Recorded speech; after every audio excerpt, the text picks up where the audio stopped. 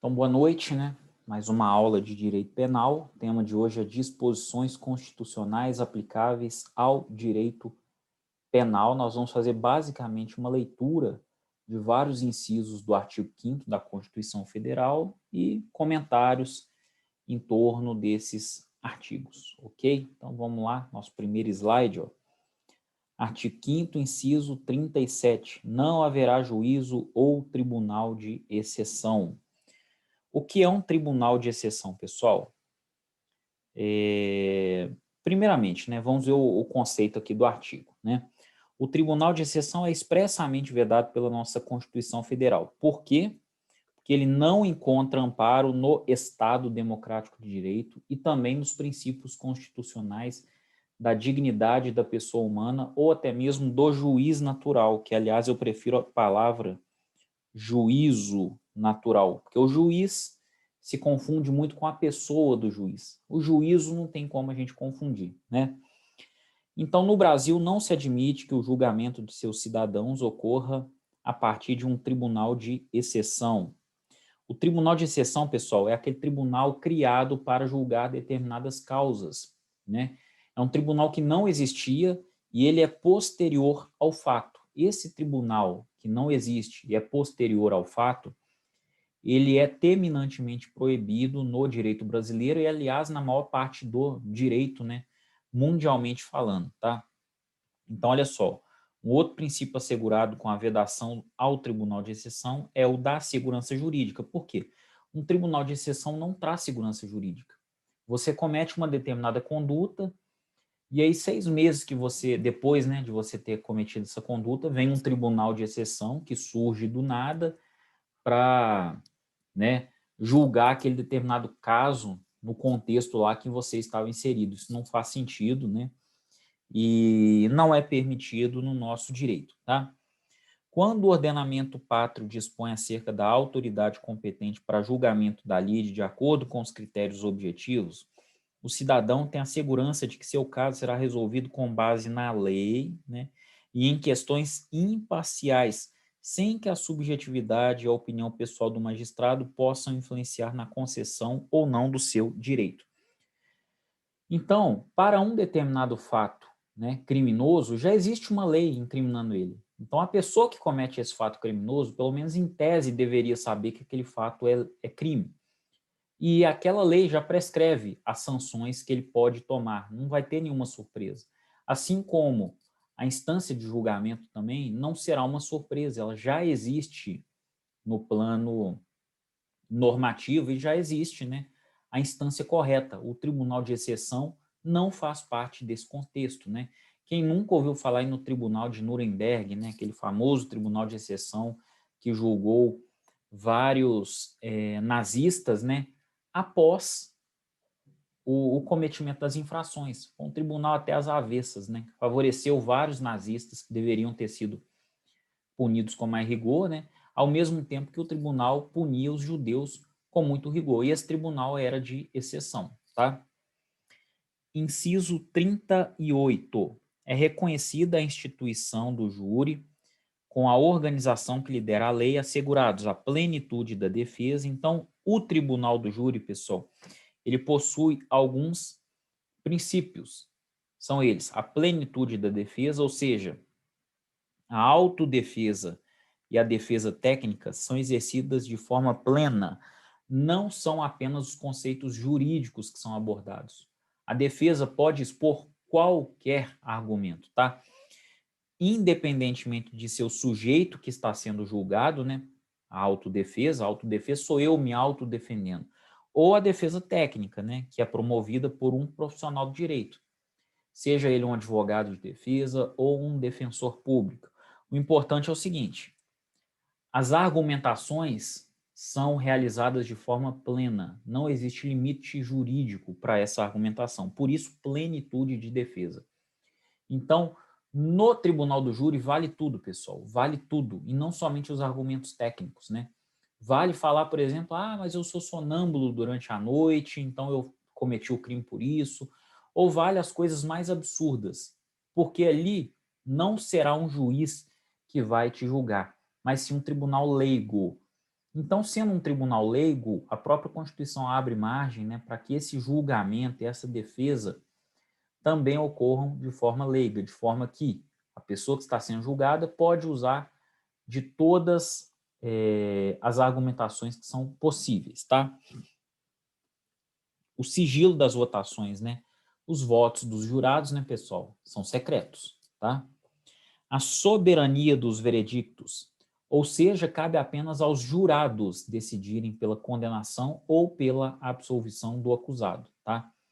Essa decisão era em regra, né? Essa decisão, em regra, ela não pode ser modificada pelos tribunais, tá?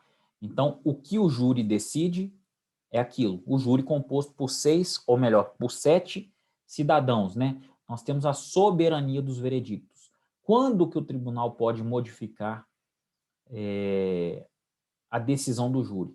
Nas hipóteses que estão lá no artigo 593, inciso 3º, alíneas A, B, C, D, do Código de Processo Penal, tá? Isso por meio de apelação, ou então artigos 621 até 631, no Instituto da Revisão Criminal. São institutos processuais penais que vocês vão estudar com tranquilidade, né, em direito processual penal. Perfeito? E, por fim, gente, a competência para o julgamento dos crimes dolosos contra a vida. O que o tribunal julga são crimes dolosos contra a vida. Se o crime é contra o patrimônio, não vai cair no tribunal do júri. Se o crime é culposo, por exemplo, e não doloso, também não vai para o tribunal do júri, tá? Homicídio doloso, infanticídio, aborto, auxílio, induzimento ou instigação ao suicídio. E lembrando, nas formas tentada ou consumadas, né, gente? Formas tentadas ou consumadas, tá? E o STF entende que quando há um choque entre competência do júri e uma competência do foro por prerrogativa de função prevista na Constituição, prevalece essa última, tá? Porque o tribunal do júri, gente, ele prevalece sobre tudo, mas quando é o chamado foro por prerrogativa de função, e vocês vão estudar isso também com calma, a gente vai estudar, inclusive nesse semestre, o foro por prerrogativa de função, ele sobressai ao tribunal do júri. Então, se o presidente da República mata um determinado sujeito, tá? O foro seria o tribunal do júri, o foro competente. Mas, em razão da prerrogativa de função, nós vamos para o STF, porque o STF é o foro competente para julgamentos, né, em que o réu é o presidente da República. Mas isso aí a gente vai ver com calma, principalmente nas aulas de processo penal, tá? Inciso 39. Não há crime sem lei anterior que o defina, nem pena sem prévia cominação legal. Esse é o princípio da legalidade que nós, inclusive, já estudamos aqui ao longo do nosso curso, né? Então, não há crime sem lei anterior que o defina e nem pena sem prévia cominação legal. O princípio da legalidade, principalmente aqui, princípio da anterioridade, né, gente? Essa lei tem que ser prévia, não somente a lei, como a cominação legal, né? O que é a cominação legal? A pena, aquela pena abstrata, né? Reclusão de 6 a 20 anos, no caso do homicídio. Essa é a cominação legal, tá? Fundamentos, né, do princípio da legalidade. O fundamento político vincula o poder executivo e o poder judiciário às leis formuladas de forma abstrata, né, impedindo o poder punitivo arbitrário. Por quê? Porque tanto o poder executivo quanto o poder judiciário se baseiam nas leis já existentes. E, aliás, leis previamente existentes, né, leis que existem antes mesmo do fato cometido. Temos o fundamento democrático, né, representa o respeito ao princípio da divisão de poderes, competindo ao parlamento a missão de elaborar as leis, ou seja, né, o Congresso Nacional, né, gente, por meio das suas duas casas, né, Câmara dos Deputados e Senado Federal. Fundamento jurídico, né, a lei prévia e clara produz importante efeito intimidativo. Esse é o fundamento jurídico. E nós temos aí alguns desdobramentos, né? Princípio da reserva legal, inclusive, gente, eu estou fazendo uma revisão, tá? Porque isso aqui a gente já estudou. A regra, né, é que essas questões de matéria penal devem ser previstas apenas por lei em sentido estrito. E essa lei em sentido estrito é a lei ordinária ou, excepcionalmente, a lei complementar. Tá? A medida provisória pode? Não. Em matéria penal, não, gente. Principalmente na cominação de penas, né? Na criação de crimes e cominação de penas. Impossível. Tem que ser lei em sentido estrito. É lei ordinária, regra, lei ordinária. Excepcionalmente, lei complementar também determina alguns crimes, mas não é comum, tá? Porque a lei complementar, ela necessita de um quórum bem maior, né, para sua aprovação. Princípio da anterioridade, né? Ou seja, a lei penal incriminadora ou maléfica, ela deve ser o quê? Anterior à prática da conduta. Essa lei, gente, ela tem que ser escrita, tá? O costume não incrimina. Nós vedamos aqui o costume incriminador. Essa lei tem que ser escrita e também estrita. Estrita. Ela não pode ser uma lei genérica, né? Tem que ser uma lei mais estrita, com fundamento em determinado ponto, né? Isso que a gente evita a analogia in malam partem, analogia para piorar a situação do réu. Necessidade de lei certa, né? Esse é o princípio da taxatividade. Inclusive, complementa aí a letra D, né? Que é a necessidade de lei estrita. Então, a lei tem que ser clara, né? Ela tem que ter uma construção sólida do tipo penal, não pode ser aquela lei genérica, vaga. E a lei tem que ser necessária, né, gente? Desdobramento do princípio da intervenção mínima. O Estado só intervém quando realmente é necessário, né, com o direito penal. Se outras instâncias jurídicas ou não jurídicas são suficientes para resolver o problema, o direito penal não é chamado, tá?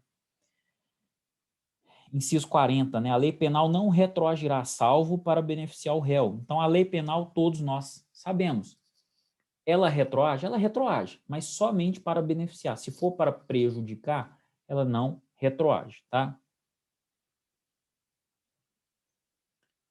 Temos algumas exceções, né? Por exemplo, na aplicação aí da lei vigente, né, aos crimes permanentes e continuados, conforme preceitua a súmula 711 do Código Penal, tá? Por quê, gente?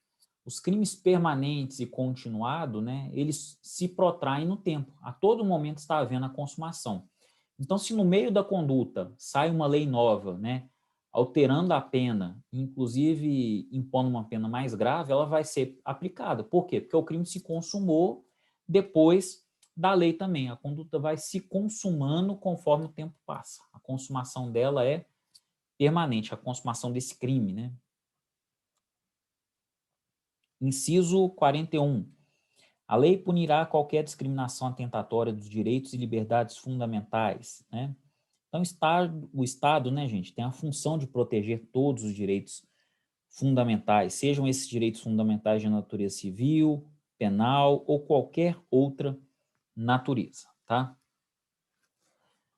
42. A prática de racismo constitui crime inafiançável. Então, racismo, gente, ó, racismo é um crime inafiançável e imprescritível. Racismo não prescreve, tá? E sujeito a uma pena de reclusão nos termos da lei. E qual é a lei? A lei é a Lei 7.716 de 89. Ah lá, de acordo com o artigo 1º, serão punidos na forma desta lei os crimes resultantes de discriminação ou preconceito de raça, cor, etnia, religião ou procedência nacional, ok? O STF ainda englobou aqui, pessoal, as questões ligadas à homofobia, né? Então, a homofobia, por interpretação do STF, também entra nesse rol, tá joia? Atualmente, é esse o nosso raciocínio. Inciso 53, aliás, 43, desculpa. A lei considerará crimes inafiançáveis e insuscetíveis de graça ou anistia a prática da tortura, o tráfico ilícito de entorpecentes e drogas afins, o terrorismo e os definidos como crimes hediondos por eles respondendo os mandantes, os executores e os que, podendo evitá-los, se omitirem. Então, não vamos confundir, pessoal, o racismo, né, que é inafiançável e imprescritível, com esses crimes aqui que são inafiançáveis também e insuscetíveis de graça ou anistia, tá? Aqui não estamos falando de imprescritibilidade. Imprescritível é aqui. Vamos lá, gente. Diferença entre anistia, graça e indulto. São conceitos que nós vamos estudar no Direito Penal 2, tá? Com mais ênfase, mas aqui também é importante a gente analisar. A anistia é um benefício concedido pelo Congresso Nacional, tá? Com a sanção do presidente da República, por meio do qual se perdoa a prática de um fato criminoso. Tá? Normalmente incide sobre os crimes políticos, mas também pode abranger outras espécies de delito. Então, a anistia, pessoal, é o Congresso Nacional, por meio de lei. Ele fala assim, tal conduta está anistiada, está perdoada, o Estado não vai punir mais aquela conduta. Isso aconteceu muito na época da ditadura militar, muita gente foi anistiada, né? Vários ditadores, né, que integravam as Forças Armadas, as polícias, foram anistiados pelo Congresso Nacional. Temos a graça e o indulto, gente. O artigo menciona graça. Mas o que é o indulto? O indulto, pessoal, ele é coletivo. A graça, ela é individual. E o indulto é a mesma coisa que a graça, só que em caráter coletivo. Olha lá. Eles são concedidos por decreto do presidente da República, então não é lei do Congresso Nacional, né? A anistia é uma lei no Congresso Nacional. A graça e o indulto são concedidos por decreto do presidente da República. Eles apagam o efeito executório da condenação, tá? E a atribuição para conceder esse indulto, ela pode ser delegada ao Procurador-Geral da República, ao Advogado-Geral da União e a qualquer ministro de Estado. É um perdão, gente, é um perdão do crime, tá? Tanto a graça quanto o indulto funcionam da mesma forma, mas o indulto é coletivo, é dirigido a um número indeterminado de presos, né? O presidente da República fala assim, todos os presos que cometeram um crime tal serão contemplados com indulto. E aí todo mundo é perdoado. A graça não. A graça é aquela concessão que é dirigida a uma pessoa em específico, tá? Mas a gente vai estudar isso com calma também, tá? Que eu só quero levantar os princípios. Podem ficar tranquilos. Inciso 44. Constitui crime inafiançável e imprescritível a ação de grupos armados, civis ou militares contra a ordem constitucional e o Estado democrático. Então, aqui, ó, pessoal, mais um crime que, além de ser inafiançável, é imprescritível. Então, somente o racismo e esses crimes de grupos armados, civis ou militares contra a ordem constitucional dão ensejo a crimes inafiançáveis, ou melhor, a crimes imprescritíveis, ok? Mas nenhum. Em doutrina já se propôs que o mandado constitucional de criminalização previsto no artigo 5º, inciso 44 da Constituição Federal estaria satisfeita pela Lei 7.170 de 83, no que define os crimes contra a segurança nacional, a ordem política e social. É discutível, entretanto, a validade desta lei. Muita gente entende que essa lei é o quê? Ela é inconstitucional justamente por não respeitar o princípio da taxatividade, né, gente? Uma lei muito genérica que traz conceitos vagos, tá? Então, boa parte da doutrina, da jurisprudência, entendem que essa lei de segurança nacional é inconstitucional. Vamos lá, gente. Vedações constitucionais aplicáveis a crimes graves, né? A imprescritibilidade, igual eu falei, ó, só o racismo e essa ação de grupos armados, né? Civis ou militares. A inafiançabilidade ocorre, né, no crime de racismo, também de ação de grupos armados e mais, né? Nos crimes de tortura, tráfico de drogas, terrorismo e crimes hediondos. São crimes inafiançáveis. Não pode o condenado ou preso, né, o preso provisório, na verdade, né, cumprir liberdade provisória mediante pagamento de fiança, porque ele é inafiançável. Mas a liberdade provisória sem pagamento de fiança pode existir, tá? Parece um contrassenso, né? Poxa, mas se não pode pagando fiança, pode não pagando fiança? Pode, porque são conceitos diferentes, tá, gente? Vocês vão compreender isso melhor quando forem estudar direito processual penal. Mas são conceitos diferentes. Então, o que é vedado aqui é o pagamento de fiança e não a liberdade provisória. Senão, a lei seria clara. Ela falava assim, é vedado a liberdade provisória para os crimes de racismo, tá? Eles, na verdade, a Constituição ela fala que são crimes inafiançáveis. Tá? Então, a gente tem que pegar o conceito, até porque não podemos fazer analogia in malam partem, né? A gente não faz analogia que prejudique o réu. E temos também, né, modalidades aí de vedação de graça e anistia. Ah lá, isso ocorre na tortura, no tráfico, no terrorismo e nos crimes hediondos, tá, gente? Então, essa tabelinha aí, assim como as tabelinhas anteriores, vocês vão guardar e decorar, tá? Princípio da pessoalidade, gente. Nenhuma pena passará da pessoa do condenado e acabou. Esse é o princípio da pessoalidade, a gente já estudou também, né? A gente já estudou, estamos fazendo uma revisão. Esse é o princípio da pessoalidade. A pena não passa da pessoa do condenado e acabou. Não pode um amigo, um parente, um vizinho pagar uma pena por outra pessoa. Agora, a obrigação de reparar o dano e a decretação de perdimento de bens, essa sim, de acordo com a lei civil, né, o Código Civil, essas obrigações podem ser estendidas aos sucessores, caso o condenado morra. O condenado ou, né, o investigado, enfim, caso ele morra, né? Então, essas obrigações são estendidas aos sucessores e elas podem ser executadas contra eles, mas é lógico, tem um limite. Qual é o limite?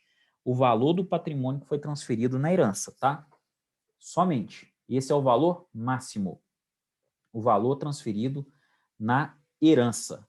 Perfeito, gente? Então, a pena nunca vai ultrapassar a pessoa do condenado. Agora, essas obrigações de reparação de dano e decretação de perdimento de bens, essas podem se transmitir, mas só até o limite também do valor da herança, ok? 46. A lei regulará a individualização da pena e adotará, entre outras, as seguintes, né? A privação ou restrição da liberdade, perda de bens, multa, prestação social alternativa e suspensão ou interdição de direitos, né? A gente visualiza aí os princípios da legalidade, taxatividade, principalmente, né, o princípio da individualização da pena. Então, as penas, pessoal, previstas no direito penal são essas. Qualquer coisa que foge disso aí é inconstitucional, ok? E quem faz todas as variáveis, né, nessas penas, a maior parte delas, na verdade, é o Código Penal. Qualquer lei pode fazer, pode usar essas penas, tá? Mas o Código Penal, ele descreve melhor essas penas. E, inclusive, o próximo inciso, né, ele informa o seguinte, ó, não haverá penas, essas são as penas proibidas, né? De morte, salvo em caso de guerra declarada, de caráter perpétuo, de trabalhos forçados, de banimento e cruéis. Nós já vimos isso tudo também, né, com uma riqueza de detalhes, inclusive, e esse é o princípio da humanização das penas, que é um desdobramento do princípio da dignidade da pessoa humana, tá? Inciso 48. A pena será cumprida em estabelecimentos distintos de acordo com a natureza do delito e a idade e o sexo do apenado. Claro, né, gente? Imagina colocar um homem para cumprir pena junto com uma mulher. Não pode, né? Na medida do possível também, a gente tem que adequar as idades, né? E são esses critérios, ó, a natureza do delito, né? O sujeito que pratica crime hediondo não pode ficar na mesma cela ou no mesmo pavilhão do sujeito que pratica um crime simples aí de furto, né? Então, a gente leva em conta a natureza do delito, a idade e principalmente o sexo do apenado, tá? É assegurado aos presos o respeito à integridade física e moral. Aqui não tem o que comentar, né, gente? Às presidiárias serão asseguradas condições para que possam permanecer com seus filhos durante o período de amamentação. Então, a presa, né, a presidiária, ela tem o direito de amamentar o seu filho, tá? E esses são desdobramentos dos princípios da individualização da pena e também da dignidade da pessoa humana, tá? Tá joia, pessoal? Inciso 51. Nenhum brasileiro será extraditado, salvo o naturalizado em caso de crime comum praticado antes da naturalização ou de comprovado envolvimento em tráfico ilícito de entorpecentes e drogas afins na forma da lei. Olha só, brasileiro, gente, não é extraditado. O que é extradição? É quando um país, né, solicita o envio daquele sujeito para ele ser julgado naquele país, tá? Essas situações aí a gente vai aprender também. Mas tem uma situação de ressalva, né? É uma exceção. O naturalizado, ele pode ser extraditado.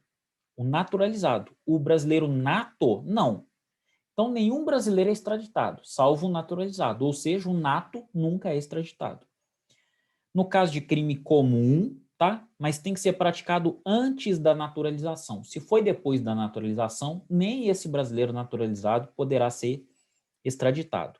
Ou então, gente, se for comprovado um envolvimento em tráfico ilícito de entorpecentes e drogas afins, né, na forma da lei, que é a Lei 11.343 de 2006, nesses casos aí, mesmo antes da naturalização, né, gente, o naturalizado pode sim sofrer a extradição, tá? Inciso 52. Não será concedida extradição de estrangeiro por crime político ou de opinião. Então, se o crime é considerado político, né, o famoso crime político, e crime de opinião não deixa de ser um crime político também, nessas situações veda-se a extradição, tá? Veda-se inclusive para o estrangeiro, ok?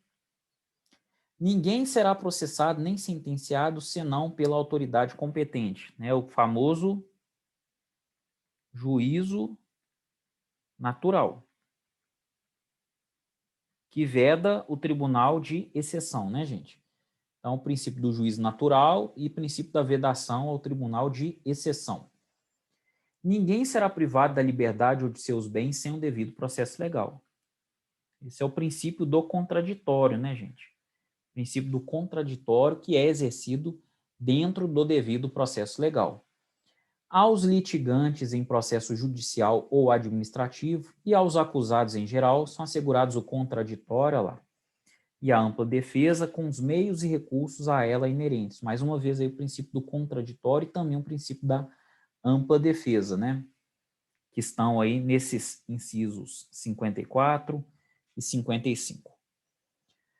56. São inadmissíveis no processo as provas obtidas por meios ilícitos, porque senão também virava bagunça, né? Se qualquer prova for aceita no processo, imagina só, o sujeito torturado confessar uma conduta, ele confessou porque ele foi torturado. Então essa prova não é válida, essa prova é inconstitucional, é óbvio, né? 57. Ninguém será considerado culpado até o trânsito em julgado da sentença penal condenatória. Esse é o princípio da presunção de inocência ou não culpabilidade, tá? Então, o sujeito só pode ser considerado culpado após o trânsito em julgado da sentença penal condenatória, ou seja, quando não couber mais recurso, né, nenhum para o caso. Então, nesses casos, nós temos aí o culpado, mas ele depende do trânsito em julgado. Isso não significa que o sujeito não pode ser preso de forma provisória, né, gente? Temos aí prisão em flagrante, prisão preventiva, prisão temporária, caso, obviamente, estejam presentes os pré-requisitos dessas modalidades prisionais. Nesses casos, existe uma prisão provisória e não um cumprimento de pena provisória. A pena só é cumprida após o trânsito em julgado da sentença penal condenatória, ok? Inclusive, houve um entendimento do STF em 2016, no sentido de que o sujeito que fosse julgado, né, em segunda instância, e ali na segunda instância já ter transitado em julgado, claro, tem que ser um órgão colegiado, né, de segunda instância, a sentença poderia ser cumprida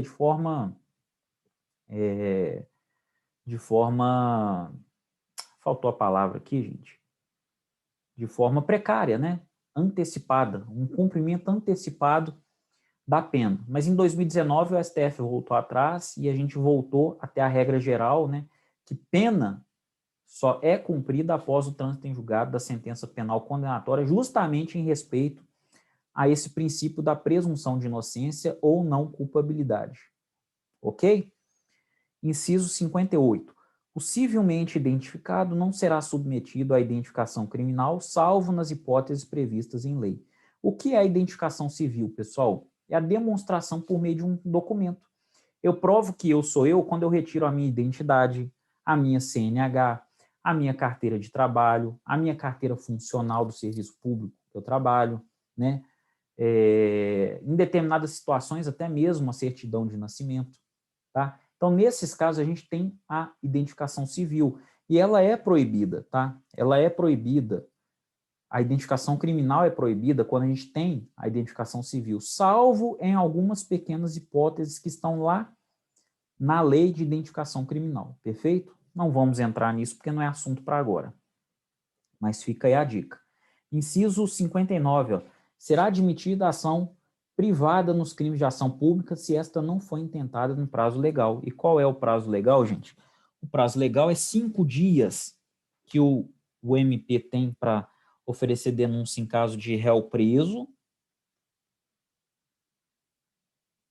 e 15 dias no caso de réu solto.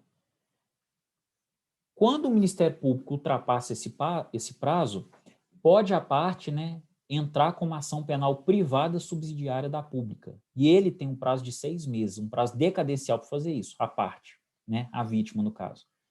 Se ele não exercer esse direito, não tem problema. O MP, a qualquer tempo, gente, pode entrar com ação penal. Desde que antes da prescrição, não tem problema algum. Se o fizer antes da prescrição, o MP tem prazo impróprio. Não há punição para o Ministério Público se ele não oferece a denúncia no prazo correto. O que abre é uma margem para a parte oferecer uma queixa-crime substitutiva da denúncia, tá? Na chamada ação penal privada subsidiária da pública. Inciso 60. A lei só poderá restringir a publicidade dos atos processuais quando a defesa da intimidade ou o interesse social exigirem. Então, os atos processuais, pessoal, são públicos, tá? São públicos, essa é a regra. Mas quando a intimidade ou o interesse social exigirem, esses atos, essa publicidade poderá o quê? Ser restringida. Inciso 61. Ninguém será preso senão em flagrante delito ou por ordem escrita e fundamentada de autoridade judiciária competente, salvo nos casos de transgressão militar ou crime propriamente militar definidos em lei. Então, pessoal, a prisão só ocorrerá em flagrante delito ou então por ordem do juiz, né, por meio de um mandado de prisão. Mandado de prisão para o cumprimento da pena, uma prisão preventiva, uma prisão temporária, uma prisão domiciliar, não importa, mas o que importa é o seguinte: tem que ter a decisão do magistrado, a decisão do juiz, ok? Salvo nos casos aí de transgressões ou crimes militares, tá, gente? Aí quem regulariza, né, quem regulamenta, desculpa, essa questão é o Código Penal Militar e o Código de Processo Penal Militar, ok? Perdão, vamos lá. 63. A prisão de qualquer pessoa e o local onde se encontre serão comunicados imediatamente ao juiz competente e à família do preso ou à pessoa por ele indicada. Então, a prisão, pessoal, de qualquer pessoa, seja prisão em flagrante, preventiva, temporária, não importa. Ela tem que ser comunicada imediatamente ao juiz, ao magistrado. Não é 24 horas. Muita gente acha, coloca aquele prazo de 24 horas. Não é 24 horas não, gente. É imediatamente. É agora. Agora. Foi preso? Vamos comunicar. É claro que a doutrina e a jurisprudência colocam um prazo aí, um parâmetro, né? Um prazo que é o parâmetro. No caso, é justamente esse prazo de 24 horas. Mas a Constituição é clara. Ela fala em imediatamente, ela não fala em 24 horas. Essa é uma interpretação nossa, tá? Então, assim que puder ser comunicado, tem que ser comunicado. 63. O preso será informado dos seus direitos, entre os quais de permanecer calado, sendo-lhe assegurada a assistência da família e do advogado. Então, família e advogado possuem acesso ao preso, tá? Para a assistência. 64, né? O preso tem direito à identificação dos responsáveis por sua prisão ou por seu interrogatório policial. O preso tem direito de saber, gente, quem prendeu ele, tá? Simples assim. 65. A prisão ilegal será imediatamente relaxada pela autoridade judiciária. Então, se a prisão for ilegal, um flagrante preparado, por exemplo, o juiz imediatamente vai relaxar a prisão, né? Ninguém será levado à prisão ou nela mantido quando a lei admitir a liberdade provisória com ou sem fiança. Por isso que naquela hora lá, gente, eu falei que a liberdade provisória sem fiança, ela é permitida, porque nós temos duas modalidades de liberdade provisória, com fiança e sem fiança. E no crime de racismo, né, a gente só tem a vedação para a liberdade provisória com fiança, porque o crime é inafiançável. Mas em momento algum, a Constituição menciona que esse crime não pode ser contemplado com medida provisória. Pode, só não pode ser uma medida provisória, não, gente, uma liberdade provisória. Só não pode ser uma liberdade provisória o quê? Com fiança, tem que ser sem fiança. Com o CDCA 68, hein? Habeas corpus, sempre que alguém sofreu, se achar ameaçado de sofrer violência ou coação em sua liberdade de locomoção por ilegalidade ou abuso de poder. Então, nós temos aí, gente, o famoso remédio constitucional conhecido como habeas corpus, que pode ser impetrado por advogado, pela vítima ou por qualquer pessoa, mesmo que seja um desconhecido, tá? Não precisa ser bacharel em direito. Qualquer pessoa pode impetrar habeas corpus, tá? Sempre que há um risco na liberdade de locomoção do réu, tá? E a gente tem também o habeas corpus preventivo. Antes mesmo dele ser preso, né, antes mesmo da sua locomoção ser restringida, pode o réu, pode o advogado, pode um conhecido, a mãe, o pai, o vizinho, qualquer um, impetrar, né, um habeas corpus preventivo, tá, gente? Então, é uma peça que não é privativa de profissionais do direito. Qualquer um pode escrever um habeas corpus, tá? Inciso 75. 75? Deve ser 65, né? Não, às vezes 75 mesmo, né? Eu que pulei lá para frente. Vamos lá. O Estado indenizará o condenado por erro judiciário, assim como que ficar preso além do tempo fixado na sentença, gente. Então, o sujeito que foi preso, né, de forma errônea, ou aquele que ficou preso por um tempo maior que o tempo fixado na sentença, faz jus a uma indenização estatal para reparar esse dano. Isso nem precisava estar aqui na Constituição, mas, né, o constituinte originário preferiu deixar claro aqui que essa conduta é passível de responsabilização objetiva por parte do Estado. Perfeito, pessoal? Então, essa foi a nossa aula. Eu agradeço muito a presença de todos. Eu vou cortar a gravação aqui para a gente iniciar o nosso período de perguntas, tá? O nosso bate-papo. Então, valeu, obrigado, viu, gente? Um abraço.